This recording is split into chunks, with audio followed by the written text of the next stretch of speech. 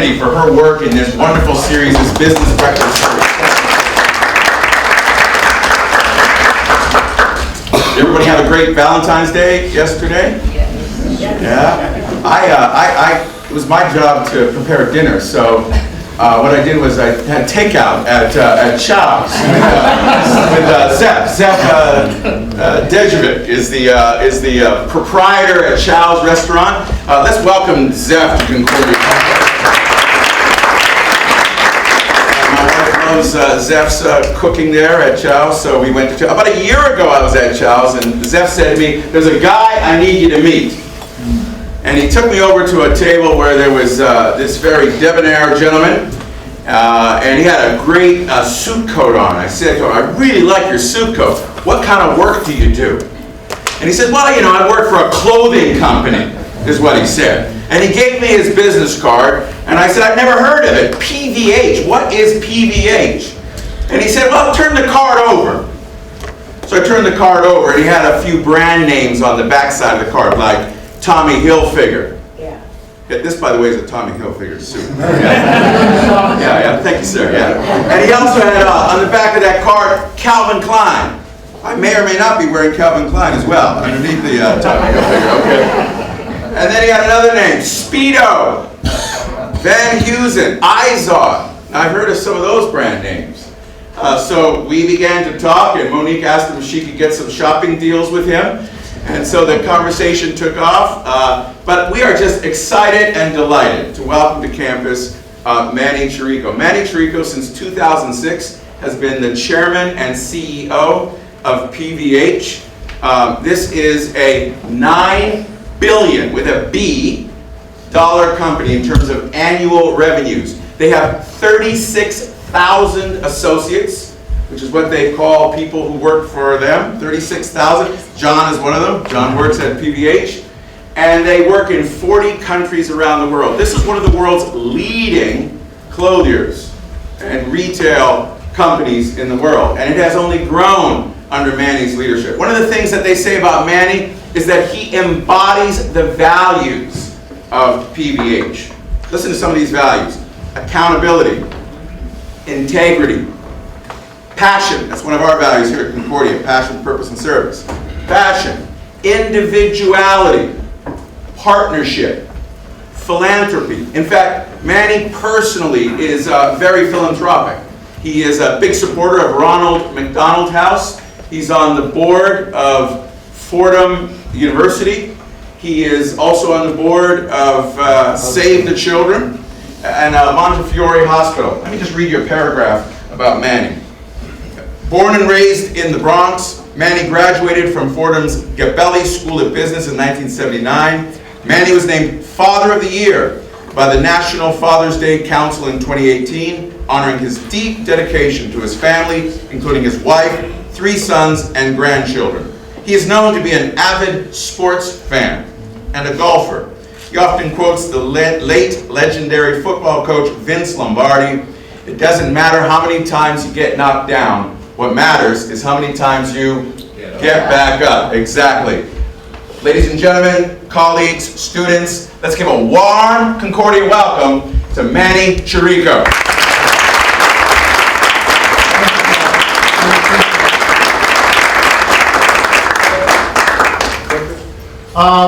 Thank you. That's about the best introduction I've ever had. So what I'd like to do this morning is I'm going to talk a little bit about my favorite subject, which is PVH. Most of the time when I have to introduce myself and I say I work for PVH or I'm the CEO of PVH, it's like I get a blank stare across the other side of what the hell is PVH? Is that a chemical company? And then I have to go through and name the brands. So what I'm going to do is talk about the company. Then I thought what I'd do is talk a little bit about our purpose as a company, besides our financials and our business results. And then talk a little bit about what we look for in our associates and how we recruit around the country. And then I'd like to just take some of your questions. So I'll go through this first pretty fast. PVH is a 130-year-old company. And the title of this, which our marketing department came up, is The Evolution of a Diversified Global Apparel Company, which sounds pretty boring. But I really think what this should be is how do you build a company that stands the test of time for over 100 years? With all the change that's going on in industry, I think if you looked at the Fortune 500 15 years ago, almost half the companies no longer exist, either being acquired, bankruptcies, or whatever you want. And I think that pace of change is only continuing. So if you want to survive, you need to grow, you need to change, you need to transform your company constantly. So I'm going to show a quick 2-minute video that was really built for our associates. So it talks more about our employees around the world and gives them a perspective, but gives really a history, a little bit of the company, so you have a sense of what I'm talking about. So who is PVH? Well, we started over 130 years ago when Moses Phillips brought his family to America and began selling shirts to coal miners in Pottsville, Pennsylvania. If he only knew. After some time, he and his sons were given the opportunity to merge with another shirt company and build the business significantly, an opportunity they seized and a foreshadow of things to come. Their next big choice would shape our company's destiny, as lightning struck with a revolutionary invention to replace the stiff collar of the day. They bought the rights to an innovative soft collar design invented by John Van Heusen. The collar broke the mold and laid the groundwork for the company to become the greatest maker of dress shirts in America. The formula was clear: adapt to the market, acquire to grow, invest in great brands, and be a good partner. Global expansion was inevitable. All we needed were the rockets. Liftoff came with the acquisition of Calvin Klein, American modern, global icon. Next was Tommy Hilfiger, the brand having a strong presence in Europe and the US, and Tommy himself, the epitome of classic American cool with a twist. Calvin and Tommy, modern and classic. The company was renamed to PVH Corp to honor its past and signal its new future.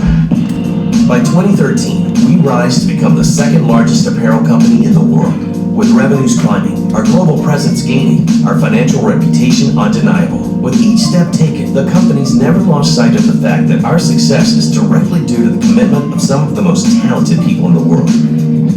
Yes, we buy businesses to grow, but we know that it doesn't happen without respecting the individuality of our associates, valuing the power of global partnership, having passion and integrity in all we do, and by holding ourselves accountable to our communities and our stockholders alike. So who is PVH?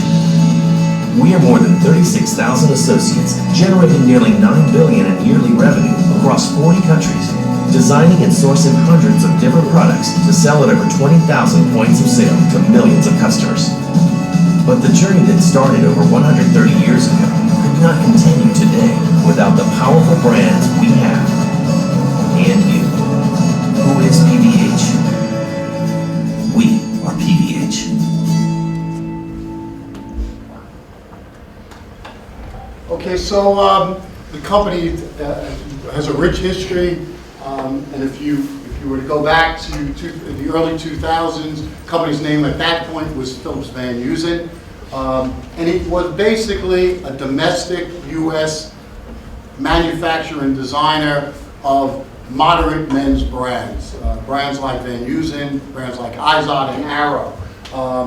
So we had a real choice to be made. I think at that point in time, we either needed to grow through acquisition or we needed to decide if we were going to be acquired as a company. And one of our big positives was we had a very strong balance sheet at the time. We generated, the business itself was generated a significant amount of cash, and we made the decision to really to move forward and grow. And we did that through a series of acquisitions, a lot of these names. There was 3 big acquisitions, and for us, the transformative transaction was Calvin Klein. World-class designer brand, owned a private company that had a great market position, global awareness that was second to none around the world, region by region. But relatively speaking, compared to its competitive set, had a small platform, about $2 billion in global retail sales, and we felt we could take that and really transform it and grow. That was a major transaction for us, a huge success for us as we move forward. We followed that with a series of smaller acquisitions, but then in 2010 made the decision to buy Tommy Hilfiger. from a brand DNA, and if you think about the two brands, you couldn't get from a design aesthetic two more different brands. Calvin, which is a modern, contemporary, and if you think about color palette, more of a black, gray, tan kind of modern aesthetic. Tommy Hilfiger, traditional preppy, red, white, and blue, and very sensual, driven off of sex, very American, driven off of very clean American ideal. The other big acquisition, the Tommy acquisition was over $3 billion, and the Warnaco acquisition was a $3.5 billion transaction. Warnaco was the licensee of the jeans and underwear license for Calvin Klein, and was also the owner of Speedo and the owner of Warner's, which is a bra business, which is a pretty large business here in the States. And that positioned us to be about an $8 billion brand at the end of that acquisition, and really changed who we are. So if you compare us, 2002 to where we moved in 2008, I joined the company in late 1990s. Our revenues 1.4, growing this year will probably approach in 2019 over $10 billion in sales. International revenues were less than 1%. Today they're over 52% of our sales. Our earnings, our EBIT of just under $70 million. This year in 2019 we'll cross the $1 billion mark. From a profitability point of view, our market capitalization was $330 million, and even with the stock prices going down at the end of the year, we're approaching $9 billion in market cap here. You see the difference in brands. Obviously, Tommy and Calvin, for us, changed the company's dynamic. When you look at the largest players around the world in the apparel industry, the largest player is VF. If you don't know who they are, they're North Face, Vans, and they have a big jeans business as well. Us being second, followed by Hanes, Ralph Lauren, Tapestry, which is Coach, Levi's, Michael Kors, which now also owns Versace, and you get a sense of the kind of scale that's in this industry. So we're clearly positioned as one of the largest players. And this just gives you a sense of the regional breakdown. The U.S. continues to be the largest market at just under 50%. For us, Europe represents about a third of the market. And then in the developing economies, Asia, our fastest growing market, about 12%. That's where a large portion of our growth is coming. And then Latin and South America, about 7%. So a real competitive advantage for us when you think about some of the other players, in that we have global platforms, operating platforms, in each major regions around the world, on every continent in the world with the exception of Antarctica. We really have a place, and we think that positions us for growth and the ability to make acquisitions and to apply them to that platform. This gives you a sense of our growth. We've really been fortunate. Our two greatest assets are our brands and our people have really driven this kind of growth as we move forward. Our team. So you can see revenue growth over this period of time, 13%, a combination of organic growth and acquisition growth. And if you're going to grow in an apparel market that in the United States is growing less than 2% a year, and globally is growing between 4 and 5% a year, and the market expectations is looking for double-digit growth, the only way to do that is to continue to grow through acquisitions, and that's a key part of our strategy as we go forward. Our earnings growth of over 16%. And I guess the other thing we're proud of is that when you look at this, we've done it. We had to, in order to do some of these acquisitions, lever the balance sheet up, but we've quickly paid down debt and have a very healthy balance sheet today, which gives us the firepower to go forward and grow the business. When you think of our portfolio of brands, we are, as a company, we touched on, this year we'll do close to $10 billion in revenues. Our global retail sales, when you convert that to retail dollars, is over $20 billion. Our largest brand is, well, our second largest brand is Tommy Hilfiger, I went out of order. Global retail sales of just under $8 billion this year. Our revenues, we operate a big portion of this business, about $4 billion, operating margins of 12%. I touched on this, and what makes this brand so fantastic for us is its global presence. It is actually larger in Europe than it is in the United States. Our positioning in Europe and throughout Asia is significantly higher than it here in the United States. In the United States, we are a department store brand, competing directly with Ralph Lauren, and if you think about our out-the-door retail prices between $40 and $50. If we were in Europe, our position is significantly higher, and our out-the-door retail prices are between $80 and $100. So so we have two lines: an American line and an international line, and it has to do with the promotional environment that exists here in the United States, which is just much more value-driven than it is internationally, where quality is at the highest level.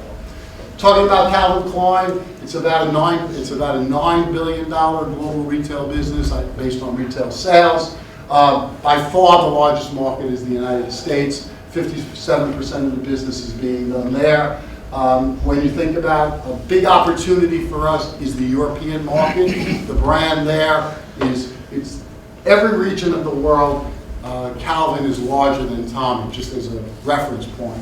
Europe is the one market where Calvin is about 40% the size of Tommy throughout Europe. The opportunity for growth when we acquired the business, we've already doubled the size of the Calvin business to get it to 16%.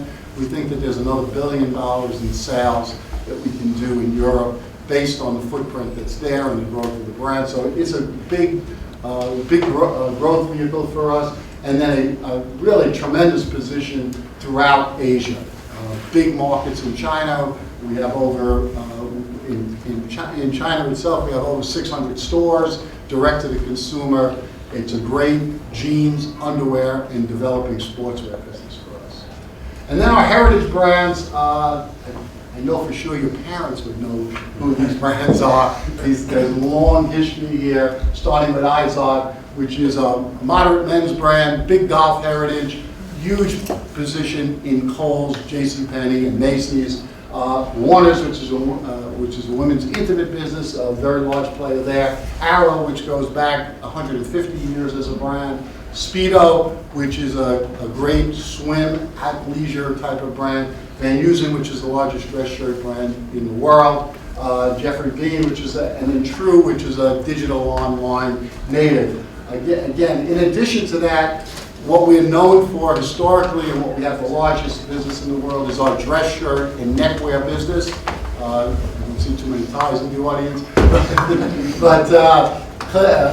And we do that through our own brands and then licensing a number of brands around the world. Kenneth Cole, Michael Kors, DKNY, Chaps, just to name a few. So clearly, our market share in the United States in dress shirts is about 60% of the dress shirts sold in the United States is one of our products. We are a purpose-driven organization, and I don't think you can be successful in this world today just being driven off of your corporate goals and where you are. And what I like to say is, and what I always talk about with our teams around the world is that we have to be measured by more than just our bottom line, and we have to be measured by more than the strength of our balance sheet. We really need to be measured by how we conduct our business around the world, the transparency that we have both to our investor base and our customer base, the transparency and the openness we have when you think about our sourcing base. We produce product in 40 different countries around the world. We are in some real developing economies throughout Asia, in Bangladesh, Cambodia, Vietnam, where we are strongly dedicated to raising the economic levels there. We are in Africa, throughout Sub-Sahara, with partnerships and our own factories. It's really become a strong developing base for us, and really trying to develop the economy there.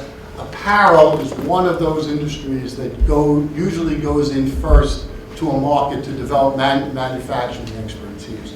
So if we were here in the 1970s and the 1980s, we'd be talking, and the CEO of Calvin Klein, PVH, was talking, he'd be talking about the developing manufacturing base in Korea and Japan, which is now turned into high-tech manufacturing. China is a story that really did it on steroids. We went in there in the 1990s, and by the beginning of 2000, that economy was even developing faster as it evolved and moved forward. But clearly, apparel as an industry is one that goes in and really builds some of those disciplines about a manufacturing base where you could take a low-tech manufacturing process like apparel and then move into other technologies, heavy manufacturing, and then ultimately into tech, chips and other issues as you go forward. Corporate responsibility is a key initiative for us and is really, it's built into our business strategies. It is part of who we are as a company, and every day, whether it's sourcing product, we think about these things and how we're impacting the communities where we work, where we live. There's three big focus areas. We have, big, bold kind of initiatives which are very aspirational and will take years to get to, but I think that's the type of target you have to have. The idea to reduce the environmental and the negative environmental impacts to zero. The apparel industry, the textile industry, footwear and accessory industries, they're one of the most damaging environmental processes if it's not done correctly. And we are at the forefront of reducing energy and the use and using more renewable fabrics and renewable packaging, reducing waste throughout the system, and even working and starting to explore the ability, we call it circularity, where you take back apparel and recycle it and use it, taking hazardous waste and chemicals out of the process. We're also looking at trying to increase to 100% the positive impacts we have throughout the supply chain. It's a lot of the factories where we make, most of the factories where we operate, we don't own those factories. But as a brand that may represent anywhere from 30 to 40% of the production in given factories and partners throughout the world, we have a responsibility to make sure those factories are safe, that those factories are paying the appropriate living wage for the environment, for the countries and economies where we operate, and we take that very seriously. We are constantly in those factories monitoring the situation. There's tremendous pressure on the supply chain to meet demands and meet the customer demands are out there. We have to make sure that those shortcuts aren't being taken. We want to make sure that all of our sourcing is being done in an ethical way, that we're not damaging the environment, and that we are advancing the economies and the peoples that work in that supply chain. And we look to improve the lives. We have about 40,000 associates around the world, full and part-time, but we impact well over 1 million people in our supply chain, in our value chain, and trying to really make sure that we're improving the lives of those people, making sure that the workforce tends to be heavily female. If you think about what's going on, working sewing machines, working process, and if you go back 20 years, there was tremendous abuse going on throughout that production cycle. Today, we make sure that there's appropriate training, development. We're making sure that our partners understand the value of their associates. We're making sure that the pay scales are right in those factories for the working environments there, and really trying to add and build in the communities and impact the lives, not only in communities, but really focusing on some of the needs in those communities, from education, from training, and really working towards those goals as we go forward. Just to give you a sense, some of our partnerships around the world, the Global Fashion Agenda, it's really, it was a mobilization that's gone on in the industry. Some key players besides ourselves in the industry, I'm sure you've heard, Nike's a big supporter here, Target, Kering with the Gucci brand, and a number, and this is an organization that's really focused on the sustainability within the supply chain. The UN, we were a charter member and signer of the Pact on climate climate control, and really working in that area to have minimal impacts on the environment as we go forward. And clearly, I think this is, as the world is changing around us, corporations are being forced and appropriately being challenged to be leaders on a lot of these initiatives where governments around the world aren't necessarily stepping up to the same level that's required. And CEOs getting forced to take positions on issues that they'd rather not because their business is being impacted. For us, a huge initiative is diversity and inclusion within our workforce and within our supply chain.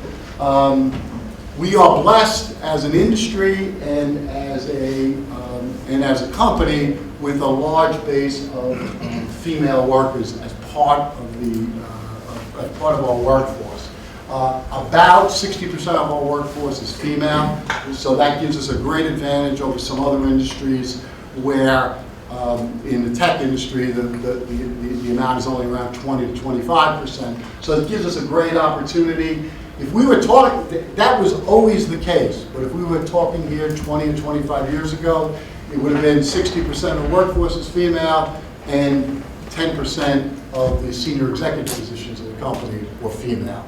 So really we've made strides here. For me, it's been a huge business initiative, and I've tried to break it down, not just to be a good guy, that's not what this is about. We're still a business, but if 60% of your workforce is female, and you're getting 90% of your executives from 40% of the workforce, which is male, there's something wrong with that equation, and you're not using your resources to the greatest extent. So clearly, this is an area where we've really focused on. I think we've made great strides. We need to continue to make strides in this area and opening up, breaking through the glass ceiling. So hopefully in 5 or 10 years, when the next CEO is standing up in front of this group, it's a woman who's standing up leading the challenge as we go forward. So we've been real advocates in this area. We've worked with the United Nations on a number of issues globally, and we've really tried to do a tremendous amount of training, not only within our workforce, but going out to our partners in our supply chain to make sure that really focusing on unconscious bias that, I don't think people come to work to say, how am I going to keep one group down opposed to another? But you just don't recognize, and for me it was a learning experience going through this training, you just don't recognize that we just are humans and we just have some unbiased, we have some bias that's just built into us as we manage through the day. And it comes across in a way, not so much with overt action, but it comes across just the way you conduct business, and maybe you're shutting down people at meetings, not giving people appropriate forum to speak, to really be themselves and to be individuals and to thrive within the organization. What I think is different with us about how we approach this is we think about it, we don't think about diversity and inclusion. We think about creating inclusion that will drive diversity. If you have an inclusive environment that people can really grow and expand in, you will have a diverse workforce. If you don't have an inclusive environment, you can do all the things in the world to drive recruiting and whatever, but if that environment isn't one where people of different backgrounds, of different ethnic backgrounds, of different sexual orientations can't thrive within, you're not going to have a diverse workforce going forward. So that's how we approach it. That's where it all starts from. Look, this is not just a commercial about PVH, but I think third-party recognition is one way where you could measure how you've done. We're very proud of some of these, a lot of these being one of Fortune's most admired companies, especially if you think about our size. We are a Fortune 500 company, somewhere in the neighborhood of number 400, but on most of these charts, we're in the top 100 when you think about where we sit. From a diversity point of view, best employees for women, we were number 1 in our industry. From a sustainability, good corporate citizen, to be ranked in the top 100 of all global companies around the world. We're very proud of these things and how we conduct our business around the world. So, there's a lot of students here, and everybody, getting close to senior year, the first thing you think is, oh my God, oh shit, I gotta get a job. I've been studying history. What does that get me ready for? Anyway, how do we approach talent acquisition, talent development? I think first and foremost, I think you need to, as a company, you need to have a vision that attracts talent. And you need to have a vision that's bigger than, just we want to grow our earnings per share 13% a year, we want to grow our sales 6% a year. What's the driving force of who we are? We want to be one of the most admired fashion and lifestyle companies in the world. And our purpose is we want to power brands that drive fashion forward for good. And I think it all comes through, and John touched on our values, and we promote these, we focus on these, we try to live these every day. For us, individuality is allowing people to be who they are in our environment, allowing them to really excel. If you want to be successful within our company, we have multiple brands and departments that really service the business. You really need to know how to build partnerships across the organization. You need to understand how to work together. We like to create competitive environments within our brands, but at the same time, how do we work across the spectrum of our business? Passion, I mean, it's what why do you get up in the morning and go to work and drive to really be successful? We really want to inspire, and we want to innovate both through our business model and through our product. Integrity, doing the right thing, no matter if it's going to cost us at the end of the day. And this is where one of those initiatives, everybody says it, but do you walk the walk? If there's a problem in a factory and you need to do something that may impact your business, are you willing to take the step that's going to make that, to do the right thing, and it's going to cost you at that time? If it's only words, sooner or later, everyone in the organization recognizes that. So you really need to stand up. And the thing I'm most proud about our company is accountability. When I'm in a meeting at PVH, I never have to worry about this. Who screwed up? What happened? Where are we? It's to a fault. I think people take business personally. Take what we're delivering personally. They own it, and that's critical to our success and the way we run the business. So what do we look for in potential candidates? We look for people who fit in, live with our value. Being authentic, I think, is critical as you go forward. It's always about the customer. It's always about the consumer. And I think you really need to put that first. We touched on this. Whatever role you're in, you need to lead with purpose as you go forward. This idea of delivering results. We constantly are saying, and it's a phrase that's always used at PVH, is under-promise and over-deliver. We do that in the way we operate businesses and what we commit from a budget and a financial point of view. We do that when we deal with Wall Street. Sometimes we're called sandbaggers, we're being too conservative, but I think it's better to under-promise and then over-deliver against those. Creating an environment where there's trust. I think it's easy to say and hard to do, allowing people to connect. And I think we're constantly looking, these two really link together, being curious every day and using data to make decisions. This is an industry that is very entrepreneurial by its history, but if you need to be successful, you have to be driven by facts. You can't be driven by just gut feel all the time. Gut feel is great, but it's great when it's backed up by some level of facts to make a decision. And the world is changing. This digital revolution that's going on, our customer base is changing. The way people shop, I feel like a dinosaur when I'm in meetings today, and you talk about, I would have never thought that apparel would be as much as 15 to 20% being done online. I said, I'm still an old guy, so when I want to buy a suit or a shirt or a pair of pants, I've got to touch and feel it. I want to try it on, but the world has changed, and particularly in what I would say is core categories. So socks. I mean, you don't need to try on socks. You know your size or whatever. You don't need socks. Men's underwear. It's unbelievable. 35% of our business now is online and through direct with us doing it, through our partners at Amazon in Europe, Zalando. If you think about it, Calvin Klein underwear, it's so easy to replenish and buy online, and it just works. But the investments that are necessary in order to change that business model and move forward, when you were a brick and mortar player for your entire life, the investments are significant as you go forward.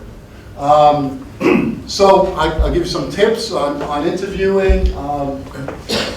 This is the first one I think is the most important. If you want to connect with the interviewer that's interviewing you, and if you want to connect with that person, do research. There's research everywhere. Know the company. Go in there like you're an expert on the company. You can get analyst reports that really challenge what the company is doing, some issues. You will blow the interviewer away. If you just go in and say, yeah, I'm Manny from the Bronx, and yeah, work hard, and everybody's resume is overdeveloped to say kindly or exaggerated. Yes, I saved 14 kids during the summer working at camp. So I think that's a huge way to distinguish yourself on an interview and practice. Look, when I first started making presentations like this, is getting up in front of a group, even one that's relatively as small as this, scared to death. Became CFO of PVH, and a big part of the job was speaking to investor groups, scared to death. You got it. The only way to get better at it is you practice. You do it a few times, and it starts to get easier, and then next thing you know, you're an expert. So practice interviewing friends, do mock interviews, videotape yourself. The best way, the first time I made a presentation, I thought it was like the smoothest guy in the world. Somebody videotaped me, and you see all the mistakes you made. I'm Italian, I talk with my hands, and my hands are all. Usually, I try to put my hands, one hand in my pocket, so I'm not. But you just see yourself. And how you present. I think it's really important. The first question, 90% of the time, is one way or another, tell me something about yourself. Have that, don't think about that when you walk into the room. Have that played out. Have your elevator, minute speech, and a minute. Don't go on for 5 minutes. A minute speech, this is what I've done. Hit the high points, make people know who you are, what you're doing, and what kind of message you're trying to tell this interview. It's a 30-minute interview that you might have on campus or in the office. You got 30 minutes to make an impact. I'll tell you have 5 minutes to make an impression. That's right. So make that impression early, and that introduction is a big way to do it. And the other way is the questions you're going to ask the interviewer. Asking about the company, asking about his personal career. Try to make that connection with him or her about where you are. It just pays off, and people do it well. And then, of course, at the end, make sure you send a thank you. You'd be surprised. Sometimes somebody will give you just an email address. It's fine. Send an email note. It's great meetings. I love the company, and I'd love to hear more, and I look forward to hearing from you. It's as simple as that. And it does have an impact, so good luck with that. Don't give me your resumes today. PVH.com, the jobs are listed, apply. From a career point of view, what I usually like to tell people is people are so focused on their jobs, they don't think about their careers. It's amazing, and what, look, also on the other extreme, don't overanalyze yourselves to death. But think about where I want to be in 5 years. Where do you want to be in 10 or 15 years? Give yourself a goal. It's going to change. It's definitely going to change from when you take that first job. But think about it and have a plan that is aligned with it. The other thing I would say is when you have that plan, make sure you tell other people what your plan is. Your supervisor, your manager, is not going to know your plan unless you tell them what your plan is. The worst thing to be, I've been in too many HR meetings where, oh, Joe's very happy, he's not going anywhere. Don't worry about Joe. Then you go talk to Joe and Joe, I'm not moving along. I really think I should be doing something different. Let people know what you want to do and build that up. we talked about, build your network. I think that's critical.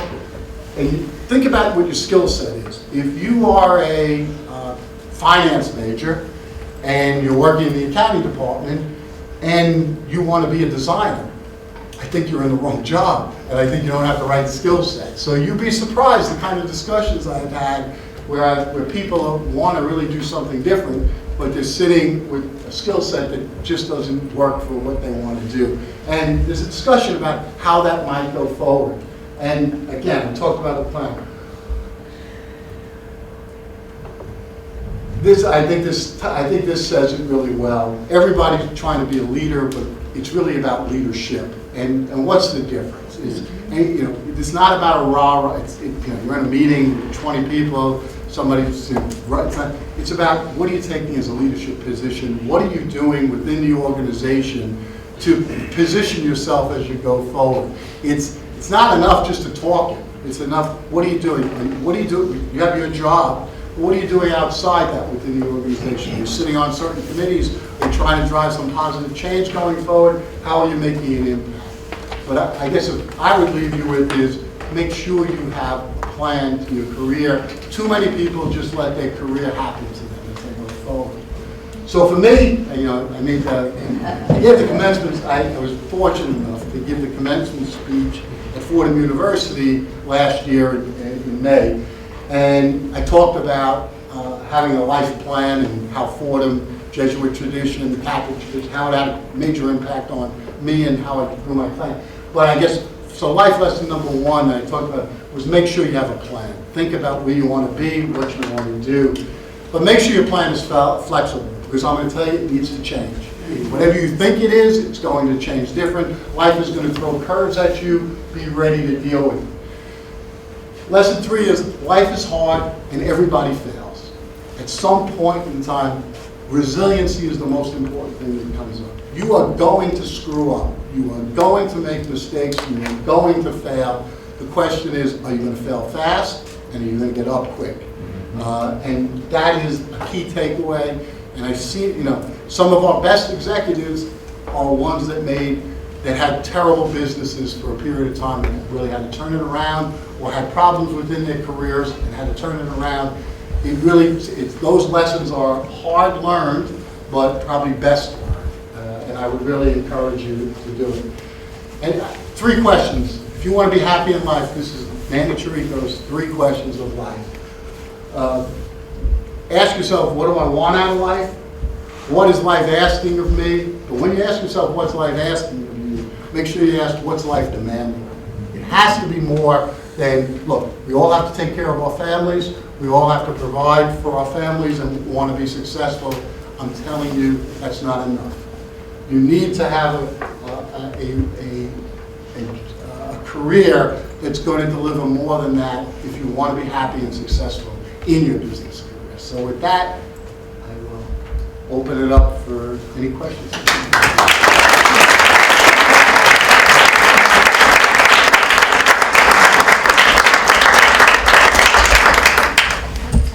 Yes, ma'am. Yes, hi, thanks. Very interesting discussion. Thank you. So I'm curious, how do you feel about Made in America? And where is PVH on that?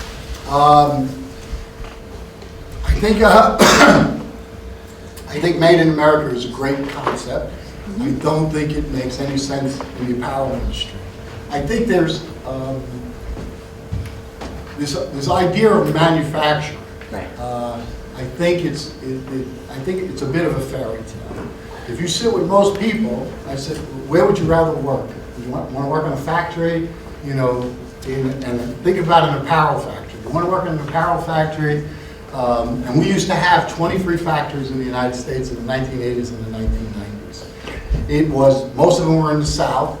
Most of them were African American women working at sewing machines in non-air conditioned factories, working 8 to 10 hours a day, making a reasonable wage, but maybe it was 20% above what minimum wage was. It's not the dream that everybody talks about.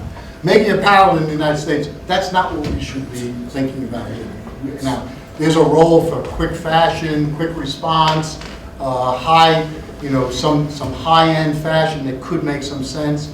But listen, we have 3.5%, 4% unemployment here in the United States.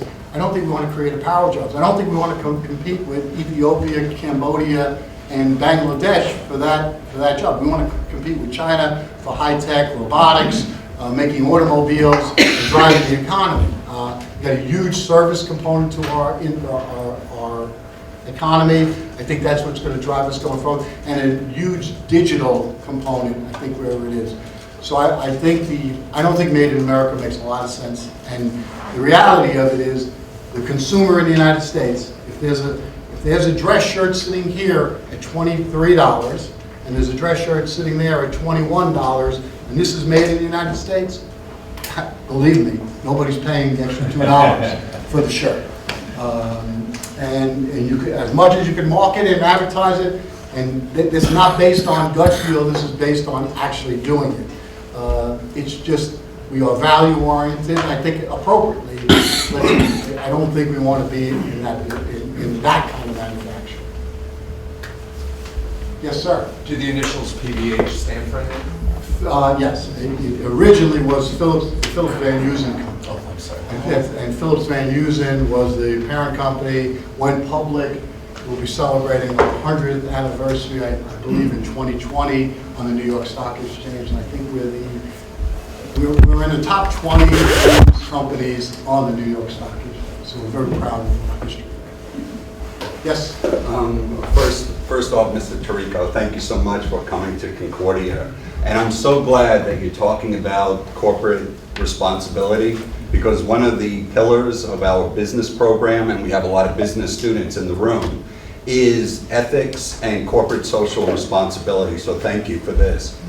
Question I have, and probably one of the biggest challenges to you as a leader, is how do you go about balancing those priorities that you talked about? The priority of profitability, obviously you're accountable to your investors, your stockholders, but also social responsibility. So I think okay, if we were 20, 25 years ago, when people talked about social responsibility, I think fundamentally it was public relations. And it was PR, and it was all reputational driven.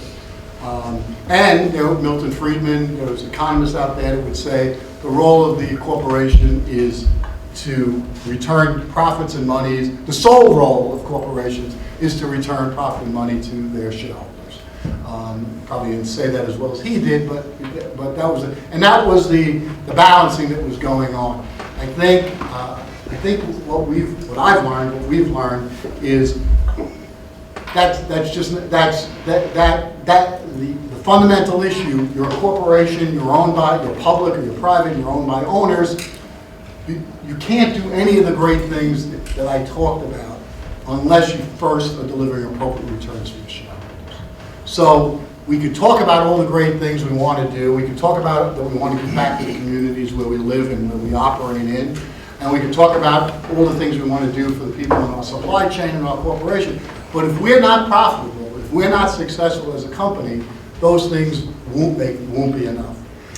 The other side is the world has changed. I went to school in the 70s. There was no discussion about corporate responsibility. It was the go-go 80s, and it was, it was drive the bottom line, drive the bottom line. If you want to attract millennials today, if you want to attract associates today, people want to work, our associates and people in general want to work for companies that they can be proud of. And I think that's critical. And consumers want to buy goods from companies that they can relate to and are proud to. Our marketing initiatives 25, 30 years ago were make sure you're in Vogue magazine, GQ magazine, make sure you got your runway fashion shows going on, and create the fashion allure. And that's still a big part of who we are and what we do. But it's all about communities today. The consumer wants to know that your brand has core values that they can relate to. Your consumer wants to be part of your brand experience. And for me, it's been an evolution as we've gone forward. I would have never thought about it, but our biggest marketing campaign is #MyCalvins. And I'm amazed that people your age taking pictures in their jeans and underwears and posting them on our website constantly. And why would anybody do that? They shouldn't have done it. But it's amazing. People, our consumers want to be part and live the brand every day. So I think living the brand, understanding the brand is part of it. And to make it work, the key issue is it has to be part of the business strategy.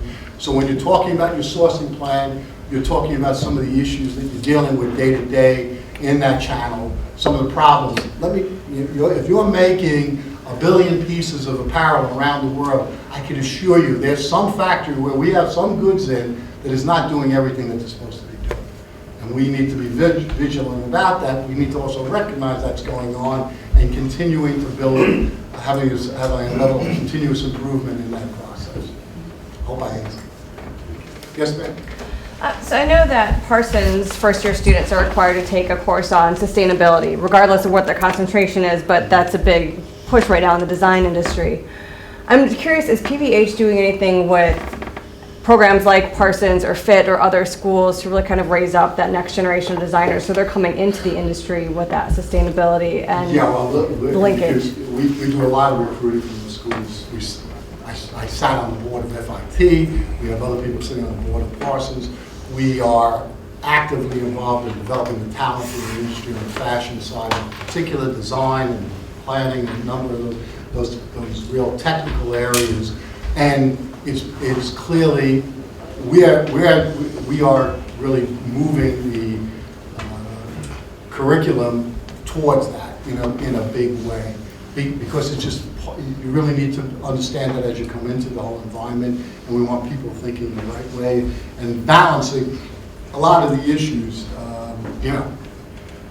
Big issue at the high end of the fashion spectrum is exotic skins and what goes on. You can imagine the kind of, get a designer like Raf Simons, and he wants to use snakes and lizards and skins. You got to make sure they're ethically sourced and developed, and you can only imagine what goes on. So building that awareness early on is key, and it's critical that that's part of the curriculum. And all those institutions have really moved very quickly towards that in the last few years. I wonder if we can hear from students. Let's see, Tom. How do you stay sane in your position? Because I'm sure you have a lot of moral dilemmas, because you have pressures to make profit and of course to satisfy stakeholders. So how do you balance work with your spiritual life with? Sure, that's a great question. So the question was, I guess I'll summarize it. How do you balance life? How do you deal with the pressures that go on in the CEO's job?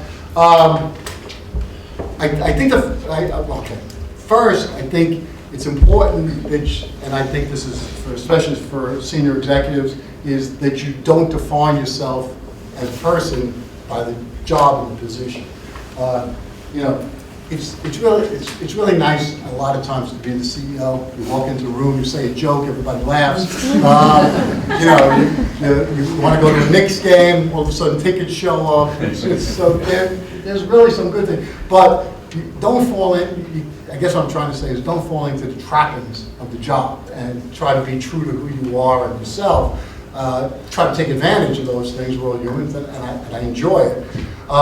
So that's piece one. Piece two is, I think look, it comes down to who you are.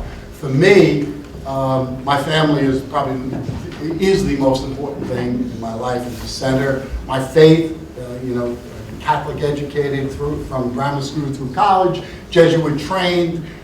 There's always been this social justice issue that's been critical to me as I've tried to manage and think through issues and dealing with issues in the business environment. You need to get away. One thing I do pretty well is I can compartmentalize things in work, golf, family, whatever. Try to get away. This is a real problem. And when you become a corporate player, a global player, it's 24/7. The emails don't stop, the texts don't stop. It's the most amazing thing. When I'm in Asia, I don't know that it's hard to sleep, because when I'm going to bed, everybody's waking up over here. So I'm in Asia for 2 weeks at a time, and trying to do everything. And when I go to Asia, and you're going to meet people or whatever. They start you 8 o'clock in the morning with a meeting, and you finish at 10 o'clock at night with a dinner. You're exhausted. You're going back to the room, and there's 400 emails that you've got to address and where you are. So that really creates that issue. You're constantly connected. It's a real challenge. I see John at Chow's all the time. He's always talking to his wife. He's always answering his phone at the same time, texting away. So I try to have some rules. Dinner, keep the phone goes away. And at night, I actually put the phone in another room because I got this stupid thing on there that keeps dinging. Bing, bing, bing. Which is upset. So, look, it's a challenge. I mean, that is one great challenge that everybody faces, is trying to find that balance. My faith, my family, it keeps me grounded. Great answer. Great answer. Yes, sir. You touched on some of this. First of all, thanks very much. Good presentation. You touched on some of this in various aspects of it, but I'm particularly interested in how you are responding to the advent of a new distribution system with the internet, Amazon and all, and we see the advent of TJ Maxx continuing to be able to survive and the old traditional department store model is gone. How do you keep margins up? How do you distribute in this industry? Well, I think you saw it. It's on the apparel industry 25, 30 years ago was a very entrepreneurial business, and they used to say the easiest thing about the apparel industry was getting into it, and the easiest thing was getting out of it, because success and failure. And it was an industry that was really driven. PVH was a $1.5 billion company in 2000, and we were probably still one of the top 5 or 6 largest companies in the apparel companies in the United States.